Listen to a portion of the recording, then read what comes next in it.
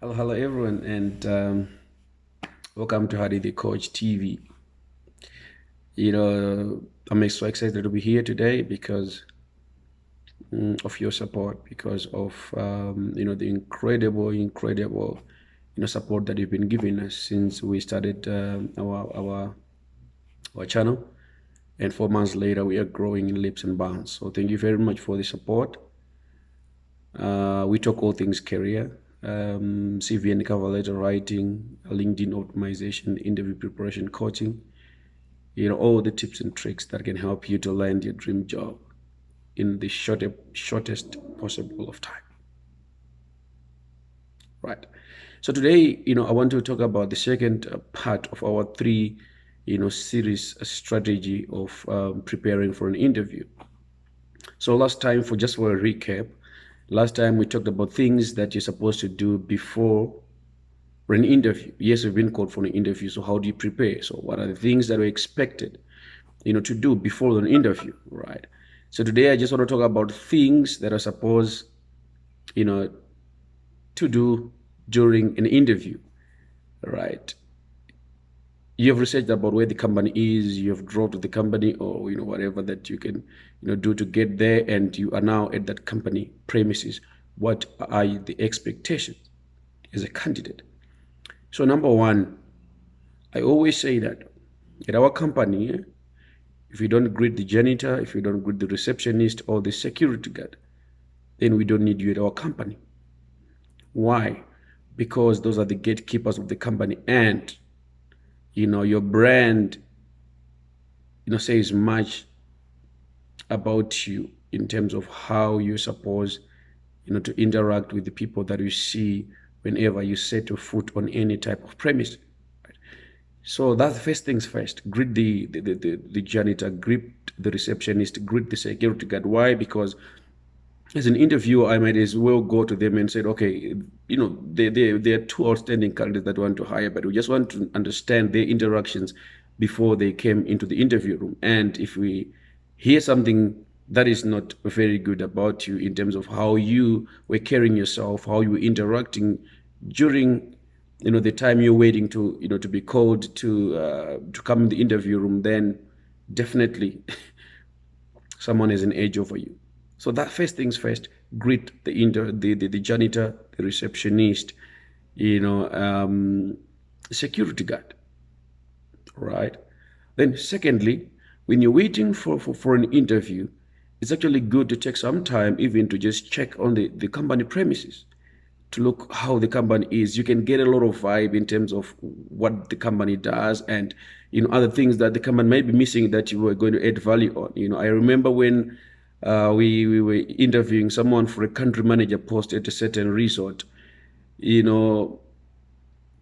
On our opening remarks, that person was telling us how we didn't put a billboard outside in terms of, or a poster outside, to actually say this is our company and this is what we do. Some said I struggled to get to know where the company is because obviously the directions are not showing anyway. So that's attention to detail.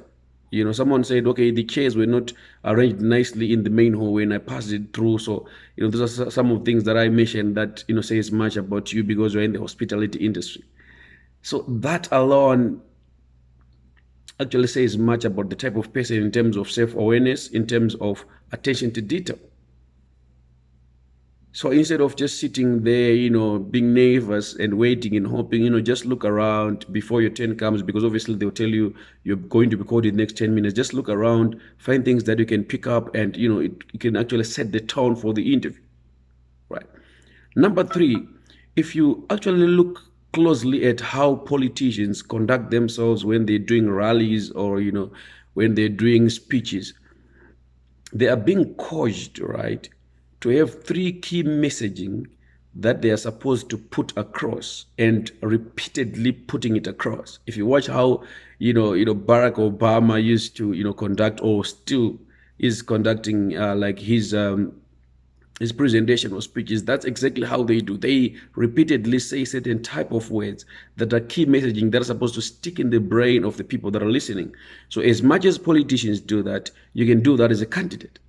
So have three key messaging about you that you definitely, if you're given an opportunity to say it out, you can say it out and set a tone, for every type of interview, right?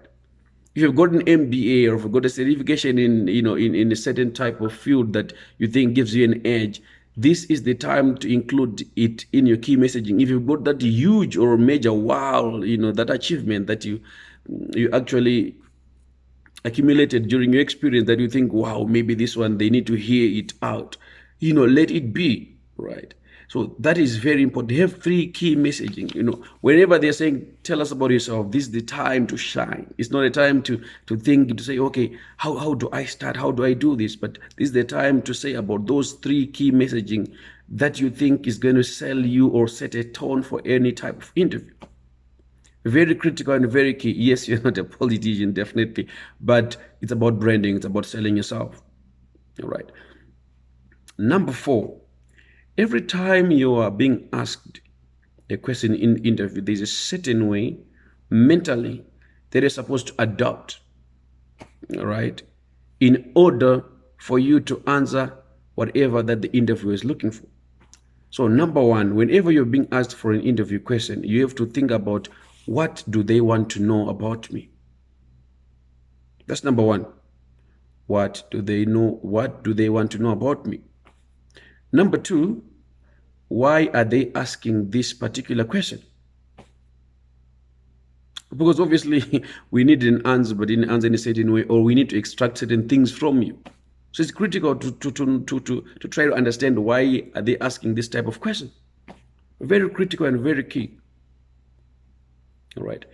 Number 3, what are some of my experiences that are going to respond to whatever that they're looking for, or what exactly do they want to know about my experiences? Your achievements, your key competencies and skills.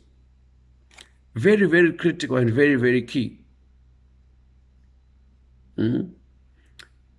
Number 4, an interview is a conversation. It's not a one-way conversation to say, but it's not a one-way whereby the interviewers are asking the question and they're just responding, but it's a way for you to ask even more questions so that you can respond appropriately, right? So don't be nervous, all right?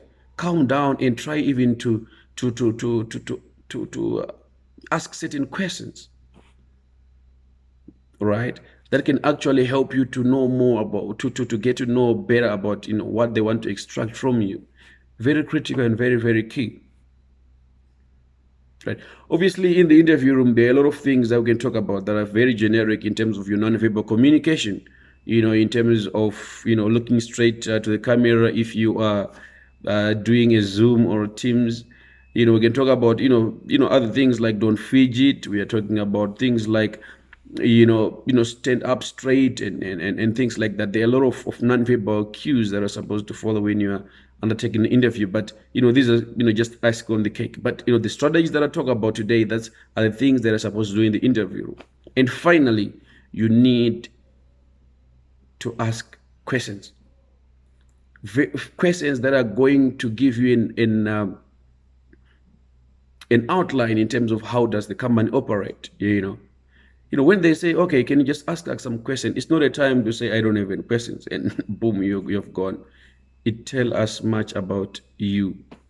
So ask questions. Ask how much time of travel you can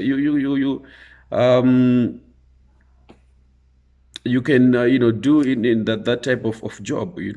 Ask the company culture. Ask even their policies. In terms of maybe gender or sexual harassment or anything that you think it can actually help you, so that you don't get surprised the first time or during the first 30 days of your job. So ask questions. Ask them, how is performance measured in that role, right? And what are the key metrics, so that you don't spend time doing things that are not aligned to what they will appraise you for. So asking questions is very critical and very, very key, so that you understand the company culture and the expectations of the company from you, right?